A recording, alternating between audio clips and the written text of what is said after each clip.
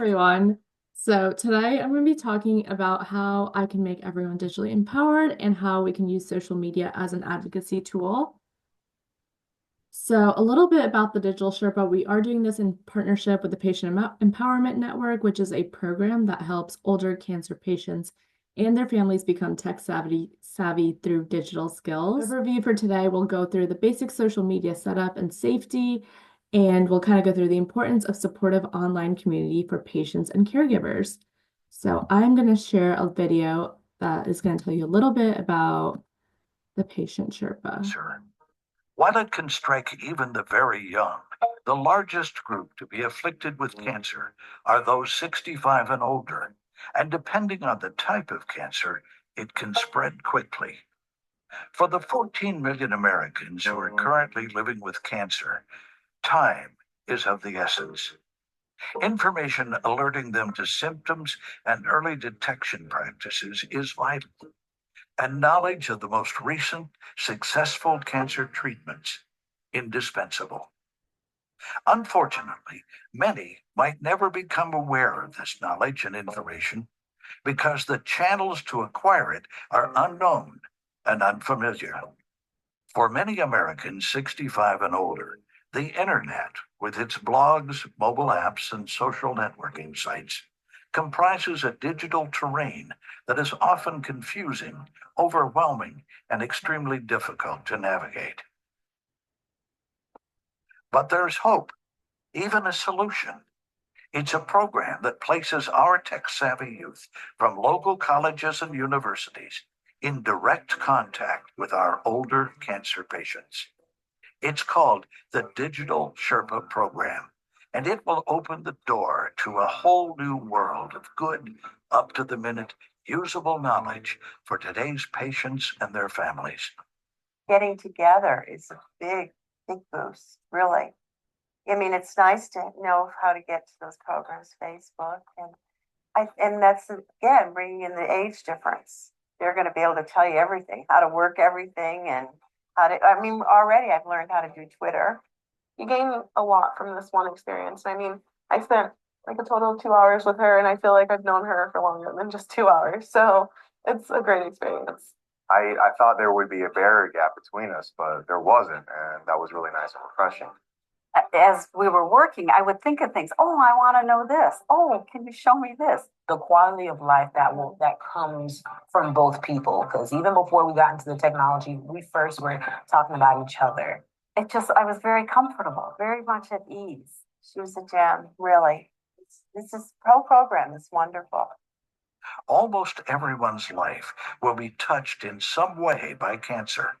In the coming year, there will be an estimated 1.7 million new cancer cases in our country alone. For many, it will be life-changing. Won't you help us to help others? The Patient Empowerment Network wants to further develop and expand the Digital Sherpa program so that anyone from any community can access this up-to-the-minute life-saving data.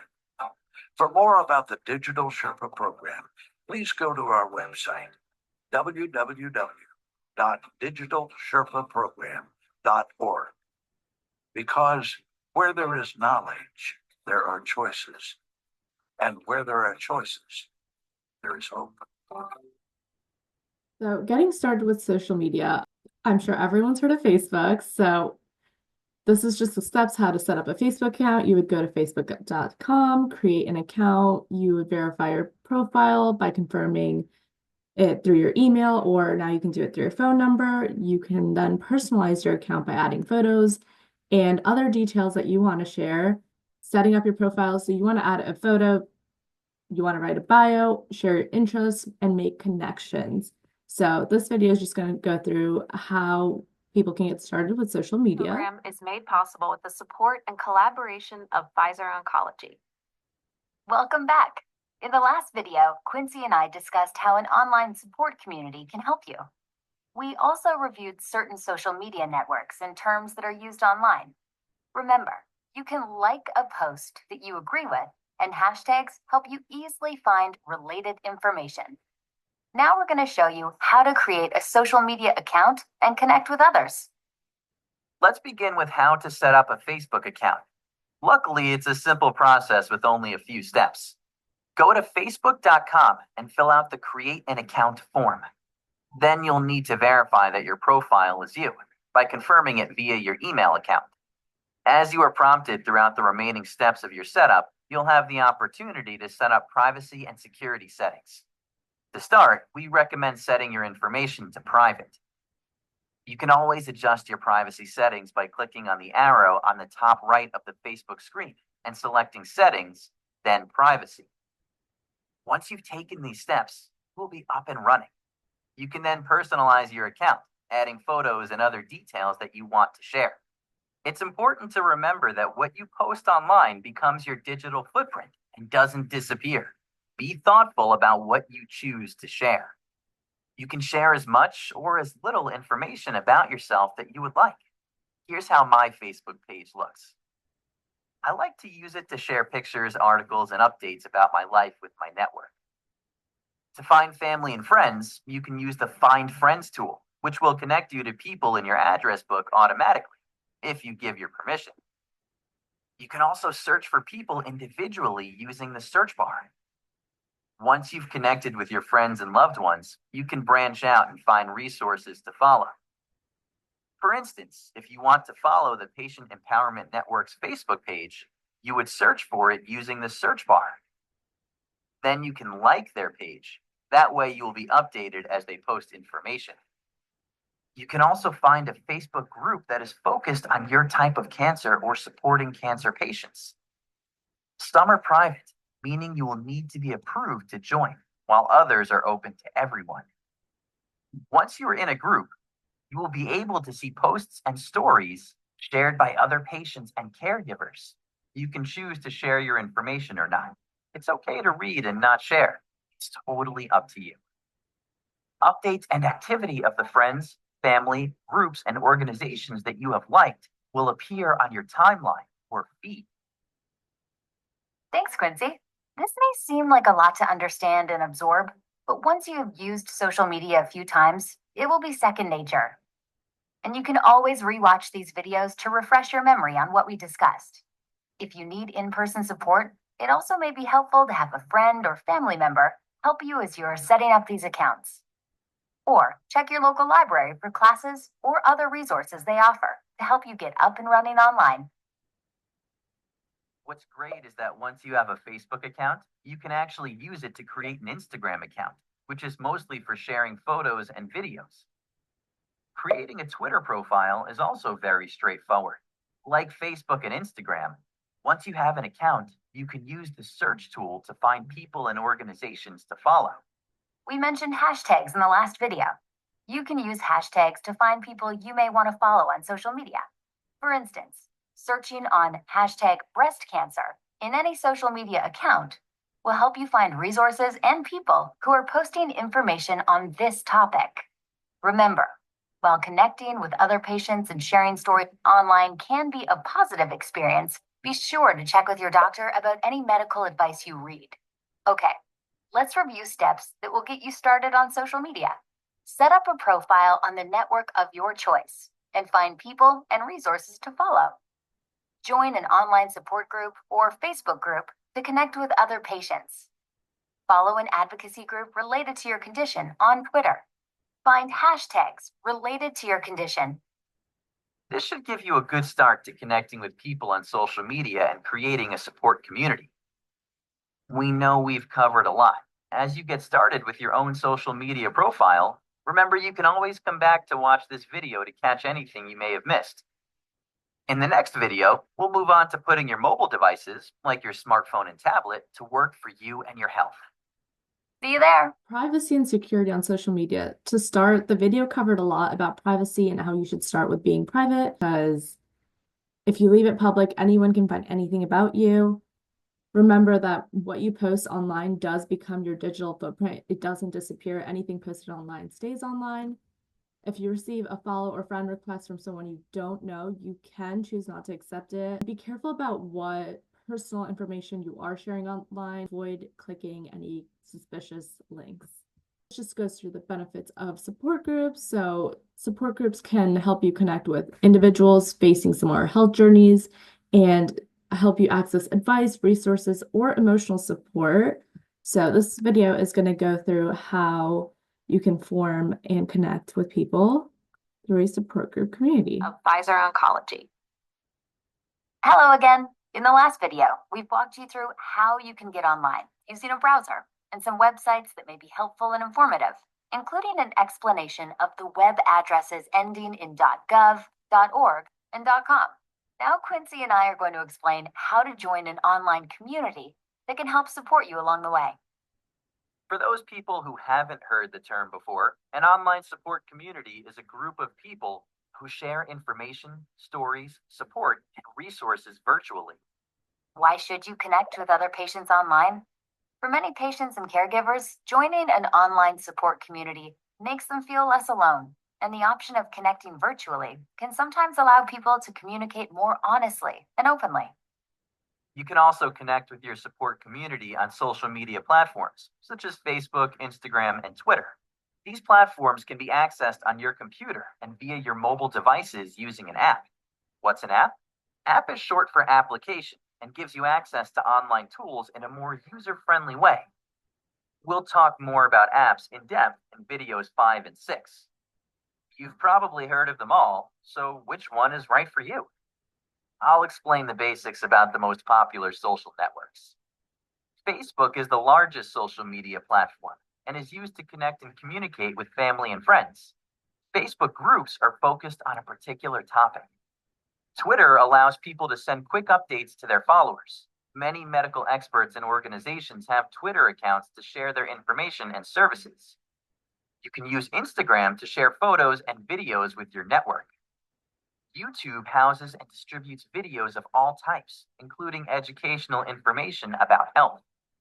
All of these platforms allow you to stay in touch with your friends and family, as well as connect with resources and information for your health. There's also social media terms that you might have heard but don't understand. Let's review a few of them. Follower. A follower is a person who subscribes to or follows your account to stay updated on your posts and activity. Handle is a term that describes someone's @username on Twitter. You can come up with your own unique username. For example, my handle could be @digitalcarmen. Likes. On Facebook or Instagram, users can like your posts, which is a way for them to show their approval or interest. For example, if I shared a picture of my dog, people could like it. Well, hopefully they would. Hashtags. Hashtags are used to make information easily searchable. A hashtag is essentially the pound or number sign in front of a word or phrase in a post. You can click on a hashtag and it will bring up all other articles or posts with that hashtag. For example, the hashtag cancer will be used by people who post information to categorize the information for followers. A blog is usually created and maintained by an individual or organization to share regular journal-style entries. Blogs can be opinion-based or more in the style of a news article. It can be a great way to learn about a topic, but keep in mind, it's opinion-based, so do your own research and ask your doctor if you have further questions. Nonprofit advocacy groups that focus on your specific cancer are also a great resource to help you connect with other patients and caregivers. In addition to online support, these organizations will often have in-person or phone resources that are easily accessible. In the first video, Kara told you a little about the Patient Empowerment Network, or PEN. Their website, powerfulpatients.org, is a great place to start to access tools for speaking up and learning from other patients. And their Empowered Patient chat group helps connect you to other patients and caregivers. You can like the Patient Empowerment Network on Facebook to learn more and stay connected. Cancer Support Community's My Lifeline also allows you to connect with other patients and caregivers 24 hours a day, 7 days a week. This is Living with Cancer is another resource provided by Pfizer Oncology that provides useful information and patient stories to aid in the challenges one may face when coping with cancer. An important note, While it's great to go online for support from other patients, be sure you check with your doctor about any medical advice you receive online. The tips we shared earlier about identifying credible information are useful for social media as well. Now that you understand what an online support community is and the benefits of participating, in the next video, we'll teach you how to set up profiles and find the best groups for you. See you there. So putting it all together, essentially privacy and safety essentials for social media are important. Building your online presence and engaging with support communities can help you find resources and anything you may need. Empowerment through technology is possible regardless of your experience level. You just need to get started. So here's how you can kind of use social media for advocacy within our own community. Lung Cancer Initiative puts out a lot of social media posts that are geared towards different audiences, and they're educational based. Simply sharing these posts to your own network can help someone. It can reach far more people than we could as individuals. So that is a great way to use social media as an advocacy. Another simple way is to just like, comment, or share posts. Engaging with a post puts it out to more people, making sure more people see and are informed about Lung Cancer Initiative or what we're doing. Another way is kind of signing up for events through social media or sharing those events with someone you think might be interested.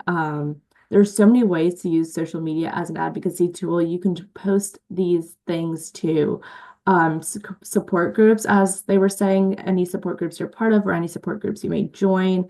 It's good information, and information, getting it out to people is the way to kind of eliminate a lot of these things we're seeing. So that is super helpful. Another way you can use social media as an advocacy tool is to search by hashtags. You can search by hashtags and find topics you need. So that is you advocating for yourself. You can also use it to find like a doctor or a blog or a healthcare system that is putting out the information you need. So that is empowering yourself to make informed decisions. And that is everything I had for everyone today. Thank you so much for being part of our Network of Hope and Action.